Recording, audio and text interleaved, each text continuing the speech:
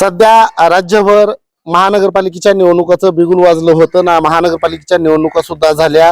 आता नुकतीच लातूर महानगरपालिकेची निवडणूक झाली आणि लागलीच आता जिल्हा परिषदेची निवडणूक सुरू होते. आज फॉर्म भरायला बरेच मंडळी गेलेली आहेत. मी आहे सध्या रेणापूर तालुक्यातील कामखेडा या गावी. खरं पाहिलं तर युवक जो आहे तो युवक हा देशाची पिढी घडवणारा आहे. महिला ज्या आहेत जिच्या हाती पाळण्याची दोरी ती जगाचा उद्धार करी, म्हणून महिलेलाही तितकाने साधारण महत्व आहे. आणि सगळ्यात महत्वाचं म्हणजे हे जे इथं बसलेले जे वयोवृद्ध मतदार आहेत हे खूप महत्वाचा कणा आहे. या लोकशाहीमध्ये लोकशाही बळकट करण्यासाठी यांचा पण मोलाचा वाटा असणार आहे. नेमक्या यांच्या अडचणी काय आहेत आणि कशा पद्धतीच्या अडचणी ते आपल्याला सांगतायत हे जाणून घेणार आहोत. राम राम मामा, काय सांगाल, काय अडचणी आहेत आपल्या इथल्या एकंदरीत त्या गावातल्या? कामखेडा रेणापूर रस्ता होणे जरुरीचा आहे. बर. अतिवृष्टीनं शेतकऱ्याचं खूप नुकसान झालेलं आहे. त्याची अजून काही आर्थिक मदत मिळालेली नाही. पीक विमा अनुदान देतो म्हणले काहीच दिलं नाही. कसं करा शेतकऱ्याला इतकी अडचण आहे की विचारता सोय नाही. बर. मग मला सांगा, रमेश कराड तुमच्याकडे ग्रामीणला आमदार आहेत, त्यांनी काय केलं नाही का? त्याने कामखेडा कधीच येत नाही. त्याने कधीच येत नाही. मग आता यावेळेस जर त्यांचा मुलगा थांबलाय त्यांना देणार का मतदान? आता त्याच्या आता सर्वजण गावातल्या बैठक घेऊन आम्ही ठरवू काय करायची.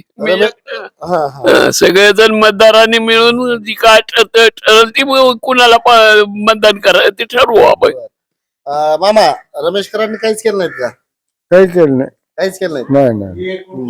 गावाला येत सुद्धा नाहीत, आले सुद्धा नाहीत. फक्त मतदानाचा फॉर्म भरायचं म्हणलं की लोकांना घेऊन जायचं मतदान करा फॉर्म भरायला. पुन्हा योगदान निवडून आले की पुन्हा काहीच नाही. बर बर बर. तुम्ही पाहू शकता भाजपाचे रमेश कराड हे इकडं ग्रामीणचे आमदार आहेत, परंतु ते अजून या गावामध्ये फिरकले सुद्धा नाहीत असा आरोप या ग्रामस्थातून होतोय. ठीक आहे, बघूयात आपण. वयोवृद्ध मतदार आहेत, नागरिक आहेत, त्यांच्याशी मी चर्चा करणार आहे आणि लागलीच त्यांच्या प्रतिक्रिया घेणार आहे. परंतु एकंदरीतच भारतीय जनता पार्टीचे जे आमदार आहेत त्यांच्यावर मात्र इथं नाराजीचा सूर खूप मोठ्या प्रमाणात दिसतोय. ते म्हणतात की भाजपचे आमदार रमेश कराड हे अद्याप या गावाकडे फिरकलेच नाहीत, ते आलेच नाहीत. खरी परिस्थिती जर पाहिली तर रेणापूर ते कामखेडा हे अंतर फक्त आणि फक्त 7 ते 8 किलोमीटरचं, 10 किलोमीटरच्या मधलं अंतर आहे.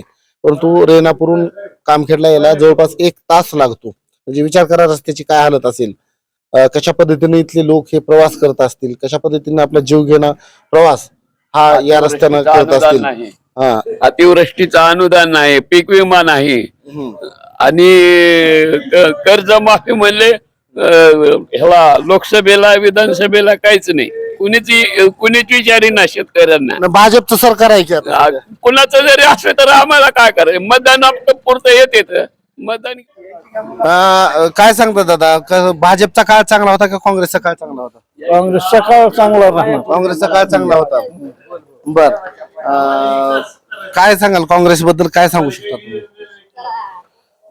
काँग्रेसने सोय केली, गावात बँक केली, बाहेरगावी जायचं होतं गावातच सोय केली. काँग्रेसनं गावामध्येच बँक वगैरे केली, काँग्रेसनं बऱ्याच सोयी सुविधा तुम्हाला दिल्या. मग आता येणाऱ्या निवडणुकीमध्ये काँग्रेस जर निवडून आलं तर काम चांगलं करतील असं अपेक्षा आहे का? हाय की अपेक्षा आहे, आम्ही करून घेऊ.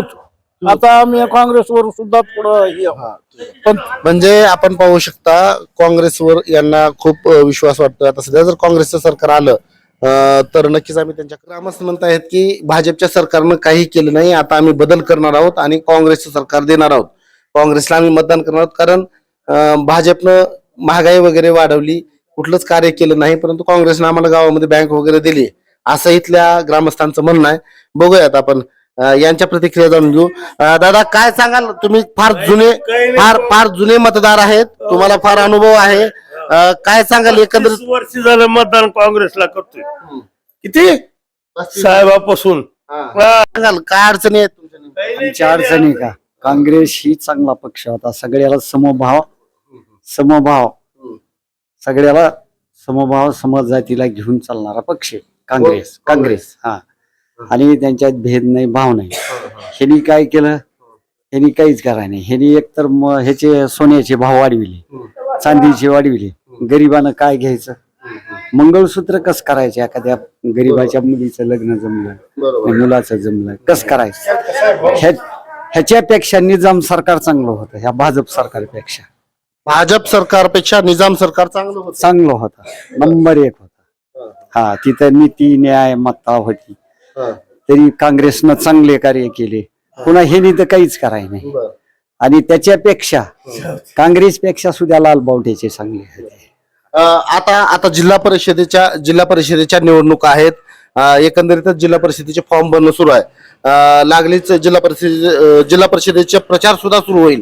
काय सांगाल, धीरज देशमुख यांच्या नेतृत्वामध्ये आता काँग्रेसचे काही उमेदवार जिल्हा परिषदला उभा टाकणार आहेत. काय सांगणार, कशा पद्धतीने चांगले काँग्रेसलाच मतदान करणार आम्ही. कुणी उभारलं तर काँग्रेसला.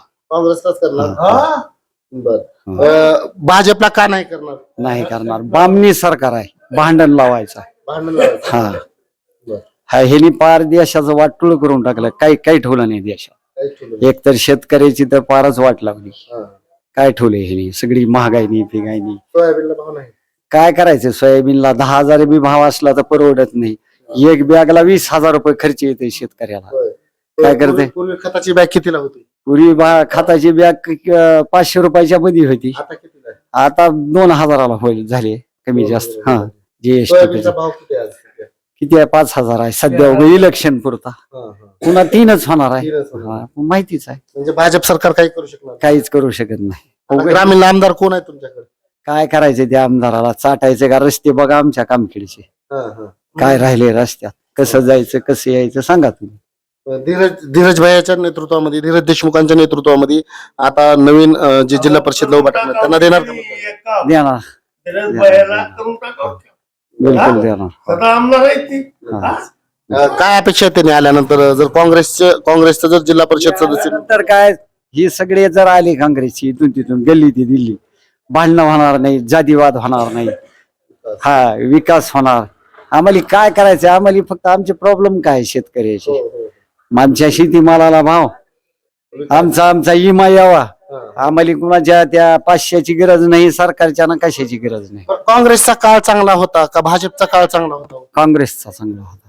काँग्रेसचा नंबर 1 होता. काय सांगू शकता तुम्ही, काँग्रेसमध्ये चांगलं काय होतं? काँग्रेसमध्ये सर्व समधर्म समभाव घेऊन चालणारा काँग्रेस पक्ष. भांडण नाही, तंटा नाही, काहीच वाढत नव्हतं एवढं. आता किती आहे? म्हणजे महागाई वाढली असं म्हणायचं? महागाई तर महागाईने तर पार लावून टाकली. हा, कंबर काय ठेवले. हा, म्हणजे आता यावेळेस तुम्ही चेंज करणार, काँग्रेसला देणार? काँग्रेसला पहिलंच काँग्रेसला देतो आम्ही. आपण पाहू शकता, बाबा बोलता का? आपण पाहू शकता माझ्यासोबत हे काँग्रेसचे आणि भाजपचे दोन्ही उमेदवार होते. या गावामधले जे मतदार आहेत, या मतदारांचा कौल मात्र काँग्रेसकडे आहे. कारण आतापर्यंत भारतीय जनता पार्टीला आम्ही निवडून दिलं, परंतु भारतीय जनता पार्टीनं विकास केला नाही. भारतीय जनता पार्टीचे जे आमदार आहेत ते आमदार इकडे फिरकले सुद्धा नाहीत आणि त्यांनी कुठलाही विकास केला नाही.